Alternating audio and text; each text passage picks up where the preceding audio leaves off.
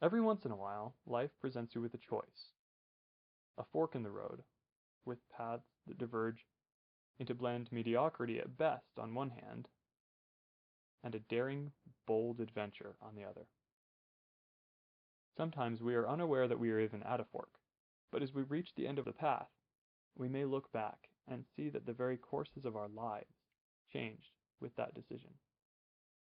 On April 9th, a series of events was set into motion, which over the course of the next several years will transform this platoon and the people in it in ways none of us expected when we signed up. On April 9th, 21 Westminster cadets gathered in the Gore Business Building, where we were presented with a fork in the road. We gained a vision of what was down each path, and we made a choice. We now present you with that choice and ask you to join us. It's going to take all of us to do this. So we have come to a fork. Let us cast a little light on both paths that lie before us. The first path lies straight ahead and requires nothing of passion or innovation. You just follow the leader and let life happen to you. You don't ever have to look around. You can just plod on with your eyes glued to the boots of the guy ahead of you. And you move forward. You do what everyone else does and you get what everyone else gets. And that's your life. We can go through the motions in this program and it can make us look like leaders when someone else tells us to get in front of a formation. But what is a leader really? I mean, isn't that why we're here? Sometimes we salute each other and say that we're here to train to lead. Well, what does that mean? What are we becoming? What is a leader? Does a leader follow that first path? I'll tell you, if I came to such a fork in the road and I saw what was down that first path, I would look around to see what else was out there. You have a second path before you today. You can go on and accept the way things are done, or you can listen for a moment and see down a second path. And neither you nor this program will ever be the same. The path is there, but we have to get into this thing together, all of us. So what is the second path for us? If you're anything like me, then when you entered this platoon, you probably had no idea what you're getting into. Even now, we probably don't see just one opportunity we have before us. Not so at Harvard. When you go to Harvard, you are immediately impressed with the opportunity you have been given. The campus itself, your professors, and the high motivation of your peers set a tone from day one, and you vow to yourself that you will do whatever it takes to seize the opportunity you have been given. You're not going to let this pass by you. This is too good to let go. I only speak of Harvard because they regularly do what no one thought was possible, and they really feel the responsibility that they gave to humanity to live up to their potential. So how do we get from where we are now, with all of our unseen and untapped potential, to Harvard? How do we show people at the very beginning the opportunity they have? The opportunity that right now only a few people really see, and of those, even fewer have the time left in the program to take advantage of it. When cadets learn from the very beginning what their potential is, and see a platoon of people whom they trust to help them fulfill that potential, then we have truly entered upon the second path. We must create a strong identity for the platoon. It must mean something to be Westminster Cadet.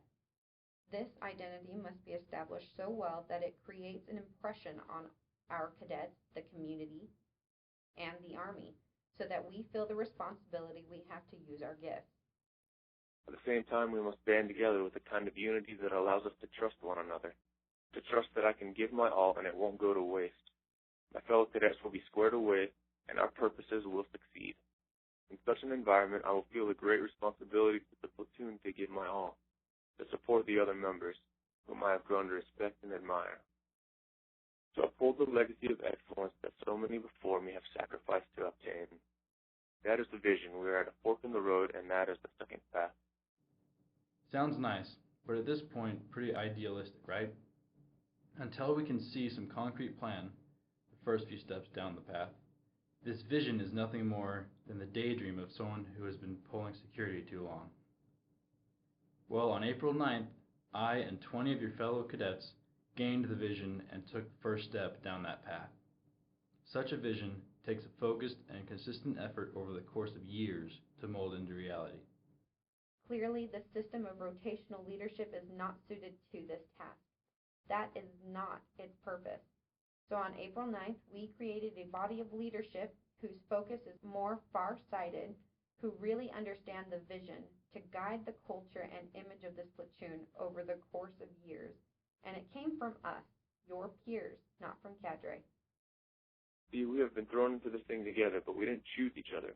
In essence, when we ask you to join us on that second path, we're proposing that we choose each other as a platoon. The name we have taken upon ourselves is the Torchbearers. We will be organized as a Westminster club, so we can tap into college funds and campus resources, but we will not be a Westminster club. We will be torchbearers. In other words, we will not depend on anyone outside of us to give us our identity. We will let our identity flow naturally from the vision we share. By transformative events, ordeals through which we pass together, certain symbols will be associated with our vision and our identity.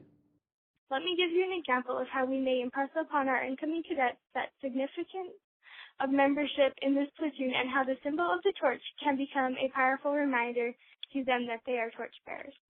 At the very beginning of the year, we'll invite the whole platoon to a welcoming dinner. We'll also tell the incoming cadets to clear their schedules for the next day because we'll have some sort of orientation or training for them. The platoon will arrive at the dinner in their dress A's, and the incoming cadets will wear their ACUs. The purpose of this dinner will be to impress upon the incoming cadets the opportunity they have been given and the expectation that we, as their peers, have that they will seize this opportunity and represent the platoon honorably. After dinner, everyone but the incoming cadets and the highest torchbearer leadership will be excused. Bearing after a torch, a member of the leadership will lead the new cadets on a hike that will take all night, pushing them beyond what they thought they could do and forming a strong bond between them. Just before dawn, they will reach the mountaintop where the rest of the platoon will be waiting for them, cooking breakfast. Together they will watch the sunrise and hear a short speech to impress upon them the fact that they will grow to become more than they thought they could be. Here they will begin to understand what it means to be a torchbearer.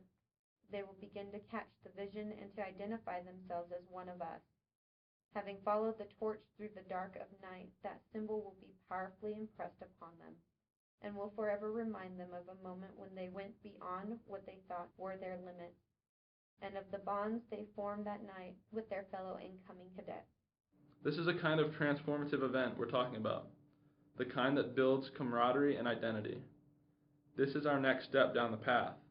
The body of leadership and the society we are forming will make this kind of event happen. We don't have to do many things. In fact, we shouldn't. We're busy enough as it is. But what we do undertake should have powerful effects and should center on creating an image, an identity, and a bond among us. So that's it. That's what we're proposing. We choose each other by forming a society and endowing that society with capable leaders from among us. And by that society, we lift the platoon to a higher vision and bind them together into one strong body. On April 9th, we chose a cadet from each MS class and the chairman to get things started. That council is comprised of Marin Rilla Raja as the MS2 council member for next year, Peter Lowell as the MS3, Seth Allen as the MS4, and Tim McLaren as the chairman. We'll choose the MS1 council member in the fall. The council has already met, as you may have heard, and has begun choosing directors for special projects like the welcoming dinner and night hike. We've already begun moving toward the vision, but we're not leaving anyone behind. To do so would be to lose sight of the vision. You may be wondering now what you can do to be a part of this thing. Watch the other videos and find out.